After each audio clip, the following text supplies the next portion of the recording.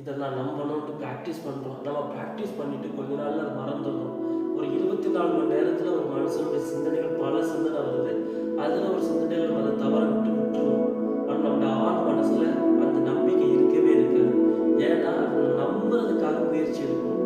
ஆனால் அதோட உண்மை தன்மை என்னன்னு உங்களுக்கு தெரியாது.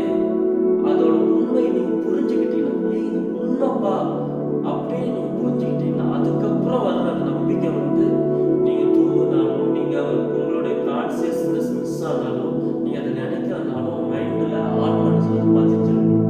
உங்களால் அதை ஃபீல் பண்ணிகிட்டே இருக்குங்க. அந்த ஆழமான விசுவாசம் பெரிய காரியத்தை நம்ம கொண்டு வருது. நம்ம நினைக்கிற விசுவாசம், முயற்சி எடுக்கிற விசுவாசம், அதை திரும்ப திரும்ப மனிதர்கள் கொண்டு வரதுக்கு முயற்சி எடுக்குங்க. இப்போ இயேசு இந்த இடத்துல ஒரு நன்மை செய்வார் அப்படிங்கிறத திரும்ப திரும்ப நினச்சி பார்க்குறோம், திரும்ப திரும்ப அதை சொல்லி பார்க்குறோம், அறிக்கைட்டு பார்க்குறோம். ஏன்னா அதோட உண்மை அவங்களுக்கு தெரியலை. அதோட உண்மை என்ன அப்படின்னு அதை ரிசர்ச் பண்ணி, அதை குறித்து தியானம் பண்ணி, அதை ஆராய்ச்சி பண்ணி, இது உண்மைப்பா, இது உண்மை எப்படி நடந்துதான் ஆகணும் அப்படிங்கிற ஒரு லெவலுக்கு நீங்கள் வரும்போது, அந்த உண்மையினால் வந்த அந்த நம்பிக்கை என்ன பண்ணுன்னா, நீங்கள் தூங்கினாலும் அந்த நம்பிக்கை உள்ளுக்குள்ளே இருக்கும். ஏன்னா அதை நீங்கள் ஆழமாக நம்புறீங்க. அதை யாருமே நினைவுபடுத்தணும்னு அவசியமே இல்லை.